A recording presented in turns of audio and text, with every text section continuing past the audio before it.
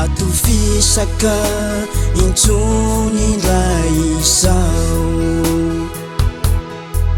fa fatofisaky ny nofoteny fo no nanoratanao ny didinao soratany fana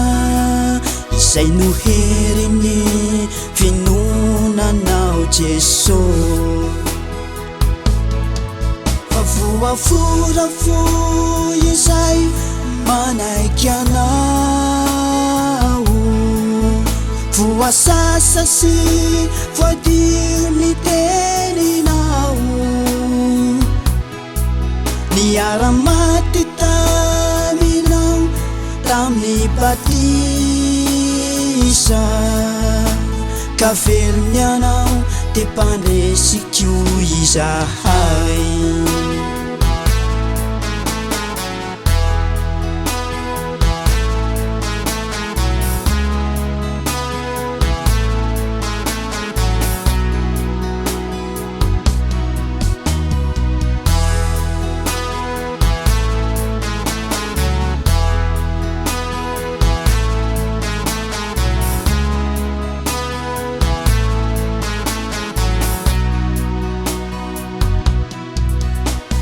nazovy ireo mpandatsy mpankato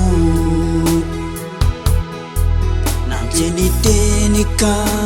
nandraiky tsaoampo de torotoroka nanenina nalevony rano de tafatsangana mivonina itsa efa voasoratsaoampo ny didinao ka nopotehina lay vatofisaka sy ireo didy zay miapaka manavakavaka kisiky zao de iray ao aminy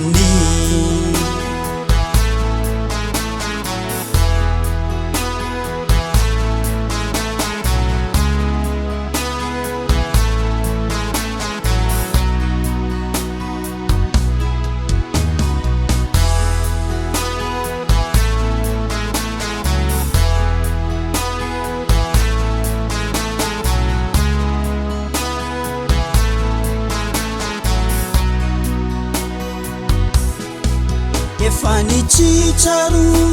ny lamba tao an-tempoly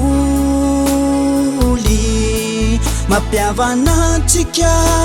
roto tao aminy izy namaky ny efitra lamba tao amin'ny tenany tamin'ny rany any nazahoana fandresena tsy famorana no fintsony izao no jerena fa tsy sintsony Jesosy sy hafa firenena fa zay nateraky ny nofo de avy amin'ny nofo fa avy amin'ny fana ilay fiteraham-baovao tsy hoe nididy folo akory no noravana